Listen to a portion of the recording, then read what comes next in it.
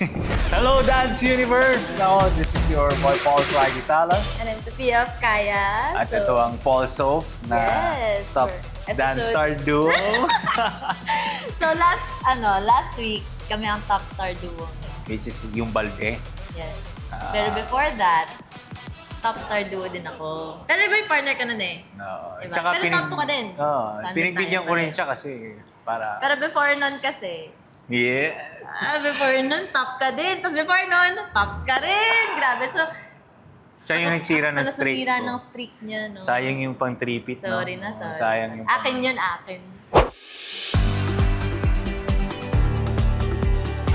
Nanalo tayo as a duo. Kasi Yes! comeback yun eh. Comeback yung Comeback. redemption round yun para sa amin kasi nung nag-hip hop kami nito ng first episode, medyo ano sa amin yun eh. Oo. Medyo ano siya. Mahalaga for us, sa amin oo. yung piyesa Kasi gusto na yun. talaga namin nun na mag-start off strong. Yeah. Siyempre, first round yun eh. And I think yung nangyari din talaga last week was, kasi ano eh, tayong tatlo ulit magkakasama, di ba? Ni Coach Oo, LA. ni Coach LA. So, from episode 1, talaga, parang may goal na talaga kami na comeback tayo, galingan natin next time na magkaka-work tayo together. At mag-enjoy. And yun na yun! Which is medyo ang hirap pa kasi may nangyaring hindi medyo inaasahan namin dalawa, which is yung pagka-step out ko. Sa buong rehearsal ko, never nahuhulog yung balde niya. Yeah. Oh. Nung live lang nahulog talaga. And medyo ang hirap kapag nangyayari sa live, parang gusto mo sisihin na yung sarili mo. Yes, may mga Pero ganun wala tayo. eh. Sabi nga ni Coach, parang natapos namin yung stronger. Kasi parang nanggigil kami masyado sa... Ako lalo, nung nahulog yung balde na yun. So, after nun, medyo may hindi inaasahang pag-iyak ko kay Coach, tsaka kay Soph, na to the point parang... Lahat naman kasi kaming dance stars, P-pop, every after ng piyesa namin, nag-aaral ng dance-off yan. Totoo. So, ako lang yung parang medyo walang gana nung time na yun. Kasi nga parang masyado ako naging hard sa sarili ko, binit ko yung sarili ko. So, sabi nila ni Coach, bawi tayo sa dance-off. Sabi ko, parang Hindi na siya nag-expect Oo, actually. Hindi sabi- naman talaga kami nag-expect na nung time na yun. Sabi ko, paano tayo magiging dance-off? Pinapagaan nyo lang ba yung loob ko? Ganyan. So, sabi ni Coach, hindi ka pwedeng pumasok ng ganyan sa dance-off, ng ganyan yung attitude mo. You need to let it go, sabi ni Coach. Sabi niya, minsan nangyayari daw sa piyesa yun eh. At minsan mas nagpapaganda pa daw yun sa piyesa. Kasi doon daw nakikita yung kapag nahuhulog tayo.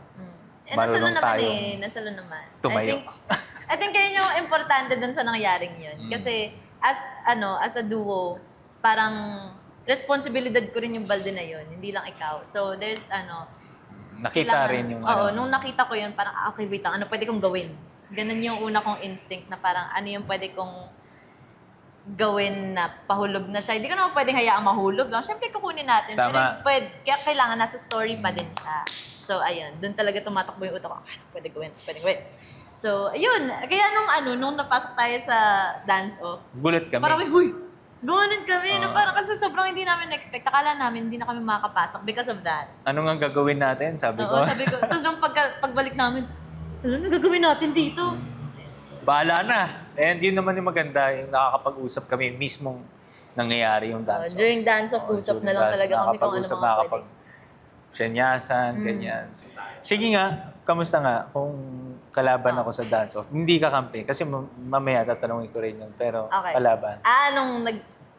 Kasi naging magkalaban na tayo eh, no? Feeling ko ito si Soph kasi nung time na yun, wala talaga nakikita na yan eh. Ano na siya eh, beast mode na. Kasi nung nakalaban ko siya sa dance-off, very, very first dance-off ko yun, Paul. O yun nga eh. Isipin mo, una ko yun, tapos out of everyone dito sa mga contestant, mapa-P-pop or celebrity, ako na lang yung nag-iisang hindi pa nagda-dance-off. So sobrang, ayun talaga, gigil na gigil, Gigil talaga ako. siya. Tapos isipin mo, naka-ano ako na, di ba? Naka-white dress ako. Oo Tapos nga mga eh. Oo. As in, parang angas na angas talaga ako. Eh, eto, biglang lumapit sa akin, gumanon sa akin, no? Ako kasi parang naniniwala ako. Naninindak to. Naniniwala ako sa sa sarili ko noon na parang every dance-off walang nakakatalo sa akin, gano'n. Oo. Pero kasi wala akong takot eh, every dance-off. Nung nakasama ko lang to dun sa dance-off, first time ako natakot, sabi ko, maraming gagawin si Sophia. Nawala na rin ako. Oo. So, yun yung unang talo ko rin. No? Pero happy talo naman kahit pa paano. Kasi proud naman ako sa duo nila Pero ni Kuya bago Ro. pa kasi mangyari yun, syempre nagkakausap kaming mga mga magkakaibigan na parang paano kung mag-dance off nga kami, ganun, paano kung kami mga naging magkalaban, ganyan. Hindi naman siya parang toxic na usapan na parang Lokohan lang. sobrang proud lang talaga namin sa lahat ng nagda-dance off actually. And yung time talaga na yun, as in, may talaga ako noon, as in gigil talaga ako noon, nung time na yun. Sobra. Hindi na nga ako tumitingin. Naririnig ko na lang. Ramdam ko na lang sila dalawa ni Kuya Rocco. Kahit si Kuya Rocco, gigil na gigil din nun. Actually, isa ba yun? Si Kuya Rocco kasi very competitive din siya. And nalaman nga niya na hindi pa ako nagda-dance off. So parang mas na siya. Oo, tapos sabi niya, di ba? Parang may surprise ako sa'yo. Sabi niya. Oo, may surprise daw. Tapos biglang nag-backtalk na hindi. Nag-backflip. Never Ano ko bang nakita ginawa? yun. Hindi ko na tinignan. Hindi ko na rin siya nakita. Kasi nung never niyang pinakita yun sa amin ni Coach Angel. Never. Doon ko lang yun talaga nakita. Grabe, Kaya nagulat ako, may ganun palang nangyayari sa gilid ko. Kasi ako Puro ginagawa ganun ko, na lang naririnig ko sa stage eh. ginagawa ko na yung kailangan kong gawin. Pero yun. Ako, kumusta ako kala? Yun nga, natakot nga ako nung wala ko. Matakot ka talaga. Natakot ako. Pero game naman akong bumawi next time. Pero kampi pa tayo eh. Pero magkakampi tayo nun eh. So, the next dance-off naman. Kaya nung next dance-off namin, yung magkakampi na kami, alam ko na eh. Sabi ko, Coach, gigil pa to si Sofia. At ako medyo disappointed pa sa nangyari. Yung first 2/8, bigay natin sa kanya. Pasabugin natin.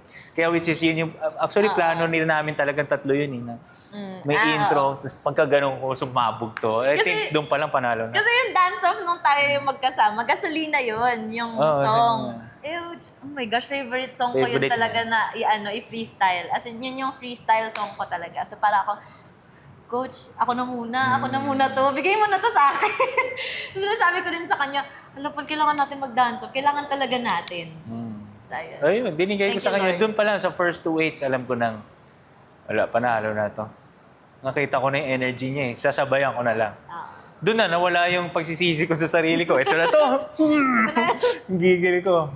So, yun, na-enjoy naman namin. Sana may chance pa na magka-dance off. malay mo, this round, di ba? Mangigigil ako, ganyan-ganyan ako dyan.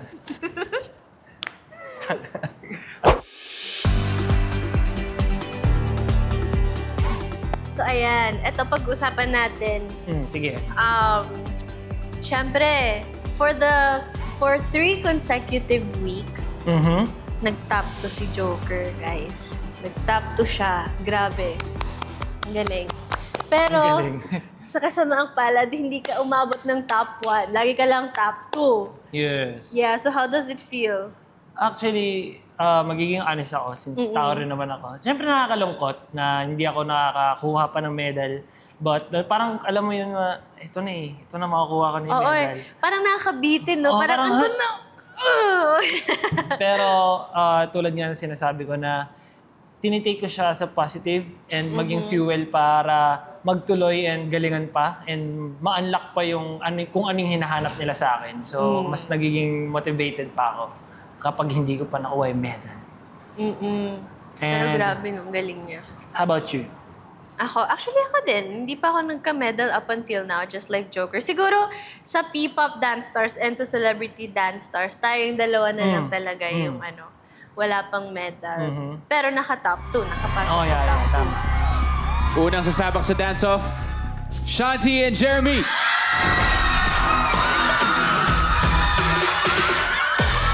Ako, episode 2, nag-top 2 ako ever since hindi na ako nakakit ulit dun eh. Sige, dadalhin natin. Yeah, that's okay. Actually, I don't see it as a negative. Siyempre, may time din talaga na parang meron kang certain na piece na akala mo yun na yun. Parang grabe yung excitement ko na i-perform, ganyan. Tapos biglang wala pa rin. Nakaka-disappoint din siya at sometimes. Pero after naman, makikita ko naman yung performances ng iba and they deserve it. Kaya hindi na lang ako parang, hindi ko dinadown yung sarili ko kasi alam ko na yung binigay ko is also my best. And nagiging ko na lang yun, fuel ko na lang yun para improve pa yung sarili ko for the future episodes. And up until now, nakikita ko naman yung growth ko. Yes. So, I'm happy with that. Kahit na hindi pa ako nagkaka-medal.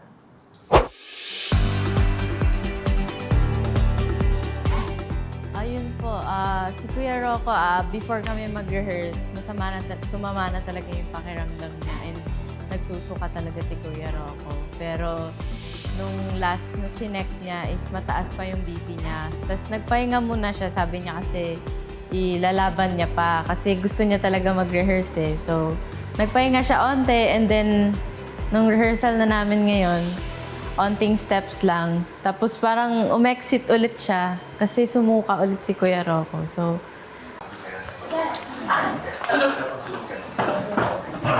Yes, sir. Nahihilo pa rin kayo, sir? Nangihina. Nahihilo. Let's see. Pero sumuka pa rin po kayo. Hindi pa. Hindi pa. Pero, papunta na rin. Medyo nakakaramdam naman ako. Kasa? 140? 130 pa rin, sir. Rocco, anong nangyayari ngayon kaya I've been puking. And, apparently, pag-check ng medic, taas BP ko. Pinaka-hate ko pa naman yan. Ayoko ng high blood. But okay naman sa diet ko eh. But let's see what will happen. Nahihilo, medyo disoriented, nanghihina, but let's see kung i-clear ako ng medic na sumayo mamaya. Tatansyahin ko. So, ayun, don't wanna let them down. May mga partners ko at may lifting kami. So, we'll just take it easy. And then, pag-uwi ko, pahinga talaga. So, may extra training akong ginawa before today. So, feeling ko baka na-over-fatigue na rin. Pero laban, kaya yan. Kakayanin to. The best po is rest muna po siya muna. Kahit 30 minutes para lang po ano po yung body niya ulit. Ma-relax po ulit. Ayan na, tumawag na asawa ko kanina eh. Ayan na. Pinagsasabihan na ako.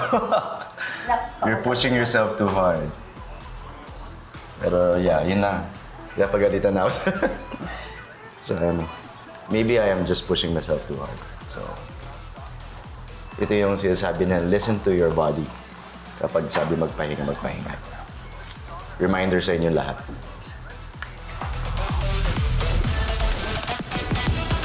On the floor.